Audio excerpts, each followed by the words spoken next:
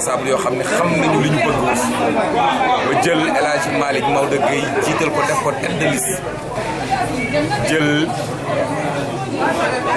Pël Dieng toftal ka ci moom am aussi ñoo xam ni jël nañ leen def leen proposition pour que parti bi tab leen au niveau national muy lu am solo li ñu am ci département de Tivaouane bi jàpp naa ni dina néew ñu am ko si yeneen département yu bëri pourquoi parce que ñi fi nekk dañoo xam li ñu bëgg nekk ay responsable ñu ñëw waxtaan ak ñoom bàyyi leen ak kaddu gi ñu toog waxtaan ci seen biir ba génnee li nga xamante ni mooy seen i candidat donc maa ngi leen di gërëm bu baax di leen sant di leen féliciter. mais justement suñu xoolee waxtaan bi ni mu yombee fii au niveau du département te su ngeen di demaat da ngeen di demaat en coalition avec d'autres partis taxawaay bi foofu lan lay doon ak éventuellement lan ngay wax askan bi su fekkente ni li ñu retenir ci suuf mujj wuñ ko tënk ci niveau. kii nga xamante ni mooy El Hadji Malick Gueye comprendre na loolu parce que nee na lii ay pré-investiture la effectivement il a raison. ni ñu ko defee noonu la yeneen fukki parti yi ñu àndal di ko defee ñoom ñëpp bu ñu ko defee nag dafa am lu ñu tuddee commission d'investiture au niveau national ku ci nekk boo ñëwee ña nga investir ci sa département nga ñëw teg ko ci taabal ji jàpp nañ ni suñuy plénipotentiaire xam nañu réalité politique bi nekk Tivaouane ba kii di El Hadji Malick Gueye jàpp naa ni mu diriger liste PDS mën na ko diriger liste opposition incha allah. peut-être dañuy génnaat ci investiture yi une dernière question xam nañ ni aussi nekkoon nga jege ñaale kii di Karim Meïssa Wade ba léegi askan bi am na ñuy wax naan dina ñëw ñii di wax ni duñu ñëw loolu lan nga leen di wax est-ce que réellement Karim wala boog ci ban situation la actuellement. Karim dina ñëw dootu ñëw loolu du enjeu enjeu bi mooy Macky Sall ñàkk na élection yi nañ dox jëm ci loolu. Karim dana ñëw du ñëw dana ñëw du ñëw Karim doomu sénégalais lu muy def bitim réew dafay liggéey bu liggéeyam matee dana ñëw su liggéeyam matee dana ñëw ñun li ñu intéressé mooy nañu gagner élection législative avec Karim Wade au Sénégal sans Karim Wade au Sénégal avec Abdoulaye Wade au Sénégal sans Abdoulaye Wade au Sénégal ñoo ngi def ñoom li nga xamante ni moom la ñu war a def Karim nekk fi waaye mu ngi jokkoo ak ay responsable ay militants ay sympathisants Abdoulaye Wade nekk fi mi ngi jokkoo ak ay militants ay responsables ay sympathisants di jokkoo ak ñi nga xamante ni ñooy leaderu opposition bi ba tey mu def loo xamante ni miracle la tiital waa APR ba ñu nekk seen palais bi di tojantay bopp devant Macky Sall fu Abdoulaye Wade kenn sañul woon saaga ci kanam wala ngay xeex ci kanam Macky Sall nag nit ñi danañ xeex bay tas ci kanam. El Hadji Malick Sy Gueye ñëpp di ma wax Maodo dëkk fii ci commune de Tivaouane nekk responsable PDS ci commune de Tivaouane nekk responsable PDS ci département de Tivaouane nekk coordonnateur PDS dans le département de Tivaouane et fii ñu toll nii man nekk candidat PDS tête de liste départementale ci pré-investiture yi ñu jëm ndax le PDS va aller en coalition donc kii mooy premier jalon bi xëy na on va discuter avec les autres membres de la coalition ñuy waxtaan ba xool nañ ko aménagé. taxawaay bu rafet parce que lu ñëpp umpale defe naa ba ñu perdre pouvoir bi ba def élection législative ba pare ba ñu ñëwee ci élection les locales ci la ñu commencé def ay coalition dans un premier temps le PDS Rewmi ak une partie du parti socialiste ici dans la commune et dans le département defe naa ñoo bokk sax liste départementale xëy na ci certaines communes la discussion yi xaw la egg ba kenn ku nekk dem poser sa candidature commune yooyu mais à part ça ci 18 collectivités locales yëpp presque entente bi amoon na te loolu ñu koy continuer di ko saxal di ko liggéey am na mouvement société civile yoo xam ne aussi tamit suñu combat bi ñu doon mën a ñu ci bokkoon am na ñoo xam ne xëy na tudd ñu seen tur ci coalition biir parti yooyu mais ña nga bokk ci yeneen parti te fas yéene ànd nañu fii ci département de Tivaouane ñu ngi rafetlu taxawaay boobu. campagne bi lu ñu waajal mooy expliquer population bi enjeux yi ak fan la réew mi toll ak ñun fan lañ ci bëgg ndax nag législative la ñëpp même ñooy bokk ca camp bi nga xam ne ñooy camp au pouvoir ne législative bi moo gën a nuyu kon ñun ay citoyens lañu parti politique lañu kon. la tax nit ñi assemblée ba baaxul kon ña fa nekk war na leen faa jëlee saa yi leen ñëw jël seen place beneen bi ci des it am na enjeu yoo xam ni ñëpp nga koy mën a le sentiment nationaliste les Américains defe naa dañoo fal benn président nationaliste parti Front National moo dem fi ne deuxième tour ci France yéen yi nangam ak nangam parce que yooyu parti yëpp kenn ku ne yaa ngi mandarga sama dëkk moo ma gënal dëkk bu ma mën a am samay citoyen moo ma gënal yeneen citoyen yi kon ñuy wax dëgg yàlla war nañoo bëgg suñu dëkk duñ ni dañuy bañ ñeneen ñi mais suñuy citoyen ñoo ñu war a gënal yeneen citoyen te war nañoo fexe ba li tax nit ñi daw di génn suñu dëkk bi di dem ci yenn dëkk ñu fexe ba téye leen lépp wóoru na leen ni emploi bi tar na santé bi duñ demee ba toog naan ay machines yu war a ay machines yoo xam ne jëm ci santé yàqu mënuñu koo changer ba léegi dig nit ñi tey la lan 3 mois yi weesu na ko yàgg te gisaguñu machine boobu di yóbbu ay nit ba Mauritanie di leen faj te alors que ku musaan a jóge ci yenn dëkk yi ñëw di faju Sénégal nga ñëw doon jëm duñ demee ba toll foofu toll ko ci santé bi toll ko ci chômage bi beneen bi ci dem gis nit ñi brader suuf si ak les nouveaux droits ni ñu ko waxee di désique ko ni la terre léegi fi mu ne collectivité locale kese moo koy gérer ak état képp ko amoon suuf bokkoo ci kon war nañoo xalaat suñu bopp bu baax a baax a baax a baax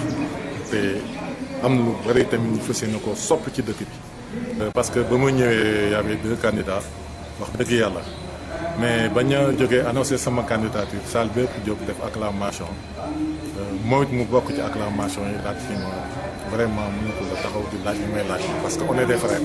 te xam na xëy na sama njàmbarte ak sama jëf ci parti bi ba ñu perdre pouvoir bi 2002 ba léegi mu ne ma kon d'accord naa je m'arrange maa ngi dem ci liste nationale yàlla na ko fa yàlla may ndam ci liste nationale boobu ñu wax ak mboolem koo xam ne dem nga bind ci liste nationale effectivement investiture c'est légitime mu am ñu frustré wu tuuti mais nag raison garde aussi am na ndax ñoo bokk département bi dem nañu élection départementale bokk liste ñoom ñu def seen liste cool gagné di leen di gërëm di leen félicité di leen sant mais victoire rek yemul kese ci cool ci 18 collectivités locales yi defe na parce que am na yeneen collectivités locales yoo xam ne aussi gagné nañ fa élection yi fi ñëw defe naa mooy au conseil des collectivités locales defe naa le maire de Koul defe naa moo nekkoon sunu candidat te ñun ñëpp wax dëgg yàlla taxaw nañ ca taxawaay ba ca war ba moom xam na ko ay frères de parti la ñu woon mais am naa ak moom ay liens yoo xam ne sax dépassé na ay frères de parti ci sama diggante ak moom. kii pré-investiture la parce que on va en coalition avec 10 autres partis du ñu toogoon ba ñu parti yooyu kat seen i nit mooy jiite Tivaouane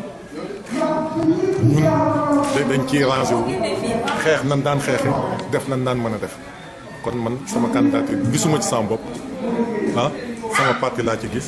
coalition bi laa ci gis te ñooñu lay ñaan yàlla ñu def ko toog maa lay wax it nga def benn sondage demal ci secrétaire général parti yooyu yëpp nekk fii dans le département de Tivaouane nga laaj leen ndax sama candidature accepté nañ ko ou bien accepté yaakaar naa ñooñu doo leen woon ñu ñëw ci salle bi gis nga plébiscite bi ngay def bi nga gis fii moom ngay gis ci salle bi parce que ñoom it ni ma nekk ak département Tivaouane xeebalu ma ci kenn bésam lépp lu xew parti bi soxla ko ma dem teewal ko fa avec mes propres moyens mes propres forces te du ma ci xaar kenn ñoom it la ñuy xewle mbaa la ma ànd ak ñoom di ko liggéey noonu laa koy doxale Ndeye Issa Diakhaté laa tudd dëkk ci commune Chérif Lo di secrétaire général UJTL départemental nekk secrétaire général UJTL commune Chérif Lo nekk secrétaire général fédération bu commune Chérif Lo nekk conseiller départemental bu Tivaouane. waaw xanaa santaat ci yàlla bu baax a baax a baax a baax di julli ci yonent bi di sant Serigne Touba suñu yaakaar di sant sama wéyjur ndax lii lépp moom la ndax bu ñu demee ba di ma tudd ci département Tivaouane yàlla ak sama papa Mamadou Diakhaté la kon dama ciy santaat yàlla bu baax di wax ne tamit am na loo xam ne xañ na yàlla noppi na lu war a am rek mooy am tànn bi ñu ma tànn tamit maa ngi koy rafetlu bu baax a baax ndax maag samay moroomi naw la ñoo nekk ci département bi 18 localités lañ nekk kon suñu jiitalee Issa Diakhaté liste nationale bu ñuy tànn ni Issa Diakhaté lañ njëkk a jiital loolu santaat yàlla bu baax la di santaat yàlla di santaat Serigne Touba bu baax a baax a baax. ci campagne bi li ñu ñor mooy ñu gagné parce que nguur gi fi nekk ku ne xam na ni jeexal nañu ndax dañ ni kuy bëgg a dee ak kuy bëgg a tuxu ñoo yem kenn mënta dëkk ak ñoom ndegam ñoom ñi nekk au pouvoir nag ñooy rayante dëkk bi sonn na nit ñi xiif nañu mar nañu sonn nañu njàng mi metti na dara baaxu ci santé bi même chose social bi metti na fi mu ne kaw gi sama mbokk baykat yi daanaka ñëpp a xiif kon loolu moo tax li ma gën a yokk poussé wu ma bëgg a nekk candidat ci député yi département Tivaouane dimbali département Tivaouane encore dimbali jigéenu département Tivaouane ak jeunesse su département Tivaouane ak jigéenu Sénégal yëpp ndax nag ñun ay baykat lañu ca nawet bi passé ku ne xam na li fi nekk tey da ngay gis borom kër da daan bay ba pare am lu mu dundee ren ba déwén ren ji dara mu ñëwul ñu koy santewaat yàlla waaye di xam ni lépp ci mbir yàlla waaye ak ay gaafu Macky Sall kon coono réew mi moo tax ñu gën a am courage ak détermination boo xamante ni dinañ def lépp lu ñu mën ba gagné incha allahu législative yi à 100% dem assemblée defar suñu candidat Karim Meïssa Wade ndax nag Karim Wade lu ko dal Macky Sall ndax xam na ni ñimewu ko ci zahir ñimewu ko ci baati ñimewu ko ci fii ndax nag xam na ni roy du nuroo pire ndax Karim macha allah jàng na xale la mën nangu naa liggéey am na ay partenaires am na connaissance ndax Abdoulaye Wade day bàyyam kon loolu ñun Karim rek moo nu ñor PDS moo nu ñor Papa Abdoulaye moo nu ñor kon lépp loo xamante ni sant nañ ko rek suñu bakkan bii lañ cay teg kon ñu ngi sant yàlla bu baax di gërëm comme li ma wax ci salle bi rek man nee naa leen député fii laa ko teg man PDS laa man Karim Wade moo ma ñor Abdoulaye Wade moo ma ñor président Omar Sarr secrétaire général adjoint national man moo ma ñor PDS moo ma ñor ndax 88 la sam papa tuddee Abdoulaye Wade doom ñu tànn ma nu ñàkk maa tànn PDS lay doon ci lay dee ci lay am ci lay ñàkk lépp loo xam ni décidé nañ ko muy national muy départemental pare naa pour ànd ak moom coalition bi nag damay ñaan yàlla bu ci cëddu parce que coalition bu ku waxal yàlla rek xam ne coalition bi musta am parce que bu ñu demee ba 10 partis toog benn mandat Macky Sall ñoom ñëpp ñu àndaat parce que ñi ñu àndal daanaka ñëpp a faloon Macky Sall kon bu ñu demee Macky Sall def ñeenti at juróomi at ci réew mi ñoom ñëpp ñu sonn xam coono sénégalais ba ñoom ñëpp ñu nangoo àndaat bokk ndey bokk baay kon dañuy dëggal li suñu frère Idrissa Seck wax ni ndomba gi ñoruñu Macky jóge fi moo nu ñor ca pare nañ ci ñu gis ci suñ bopp ñu ñàkk ci suñ bopp dinañ xeex incha allah ba am lu ñu bëgg. ñu dee dem ba sàcc amatul ci élection yi ak njuuj njaaj gi yàlla ak yéen a kon ñu leen di dénkaat ni lii nu jëm na ngeen ci gën a yokk seen taxawaay gën cee kay farlu ndax kat nguur gi moom nguur gu doy waar la nguur gu buddi gu bët setagul la daal ñu ngi leen di sant di leen gërëm bu baax. man la Sabel Ndiaye Parti démocratique sénégalais nekk conseil départemental responsable secrétaire général à l'organisation commune de Tivaouane. donc sant yàlla. sa ñun dafa am ci loo xamante ni dañu cee yar comme ñun dañu nekk parti boo xamante ni président Abdoulaye Wade dafa am lu ñu jàngal bi mu ñu jàngalee loolu ñu topp ci loolu tey boo xoolee salle bi ni mu demee commissaire yi ñëw wax critères yi ñuy fale vraiment ku bëgg a doon candidat da nga proposer ñu valider la mais comme ñun dafa am nu ñu yaree mooy ñu dem consensus far yàlla def ci jàmm parce que nag am na ci yoo xam ne du chance mérite la sa comme candidature moo dogee jàpp naa ne du sens mérite la parce que dafa àndoon ak ay responsable yu bari yoo xamante ni ba cër jotee ñoo cër woon ci biir parti bi ba dem jotee ñoom ñoo dem fekki président Macky Sall moom nag moo ànd ak ngorom ak jom ak fulaam ak détermination ak ñi ñu fi bàyyi woon di liggéey bi ba tey lii fekk ko fi man dama foog ni yàlla bu li amul woon tey ma xam ne yàlla jëf lay du fay jëf mais tey laa xam ne yàlla góor xamoon naa ko mais dama koy gën a prouvé waat ni yàlla du fay wax bàyyi jëf moo do yàlla jëfam la ko fay te ñu ngi koy ñaanal mu àggaleeg jàmm ak salaam lii mu ni ñu ko investir tey ñu dem ba koy bandal député ci kàttanu suñu borom te mu jik département bi yàlla mooy ñu ndam vraiment kontaan nañ ci aussi suñu rakk la mais dafa bari ay fonction yoo xam ne daf ko occupé woon mu nekkoon secrétaire général jeunesse féminine kon tey bu buggee nekk candidat dañ ko koy nangul ñu dafa am lu ñuy jàngal ci li ñuy jàngal ci loolu la ñuy dox mag day topp rak parce que Maodo dafa rampé nag participer parce que dafa topp ay kilifa cër bu ñëw mu joxe tey bi suñu borom tuddee cëram Maodo newul maa bëgg nit ñi ñoo taxaw proposé ko kon loolu sant suñu borom la di ko ñaanal mu am ndam ñoom ñëpp ñu am ndam. maa ngi tudd El Hadj Amadou Cissé donc nekk coordonnateur départemental du parti Synergie sur le progrès et la démocratie SPD de monsieur Matamaro Diop. donc di rafetlu tey vraiment invitation bi nga xamante ne si suñu frère El Hadj Malick Sy Gueye nekk vraiment tey tête de liste bi nga xamante ne moo la wax PDS dans le département bi nga xamante ne si moo ñu invité woon tey ci rencontre bi ñu ngi koy sant di ko gërëm di wax ne nag lii je pense que du chance c'est un mérite. C'est un mérite dans la mesure où moom au moment où il y a eu des défaillances dans le parti démocrate sénégalais ay ñoom Assoukan Sall yi nga xam ne ay député la woon ñoom El Hadj Malick Sy Gueye ñoom El Hadj Malick Diop ak et tant d'autres ñoom sëñ Babacar Diop responsable yëpp nga xamante ne si depuis 2000 ñoo fi nekkoon yore terangay parti PDS yëpp yàlla léegi daal di daw moom moo fi des mu def nag ànd ak góor ñii vraiment donc tey ñu ñëw dans le département ñu investir ko je crois que loolu dañ koy rafetlu di wax ni rek c'est un exemple pour tous les hommes politiques du département ñu xam ni doomu aadama góor rek moo am solo di ñaanal suñu borom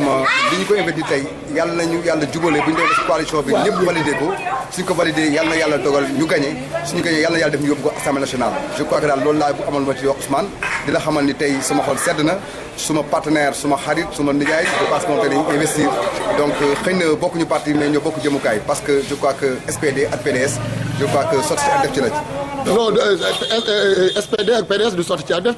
def ci ak dëngal ko la parce que soo ko wëlbatiwaatee même sigle bi la. mel na ni PDS bu ñu dëngal la. waaw ndax dafa firi ni yow yaa ngi ci biir PDS nii wala yow au niveau de ton parti da ngay doon. man sama baay mooy Ablaye Wade sama baay je pense que mooy PDS donc je pense que tey jii ñun ci dynamique bi ñu nekk yaakaar naa 2012 ba léegi ba Ablaye Wade wàccee ba léegi ñu ngi continuer collaboration boobu ak le parti démocratique sénégalais. ce qui veut dire tout simplement je pense que nous sommes des libéraux tous. alors c'est vrai que à un moment donné département bi xatoon na moo tax ñun amoon vraiment suñu mouvement boobu mu yàlla def mu dem ba nekk parti politique alors pour que véritablement ñu gën a yaatal rek yàlla vraiment je pense que ñu gën a yaatal suñu champ de bataille. muy SPD muy SPD parce que dafa bokk ci rek ci lan ci parce que ñun ay un parti de contribution lañu mais à l'encontre du parti démocratique sénégalais loolu mooy foog mu leer ñun ay libéraux purs et durs lañu li ñu gëm daal mooy que ñun APDS duñu réeroo ba keroog yaa dégg àdduna tukki moom loolu mooy il faut que ça soit clair.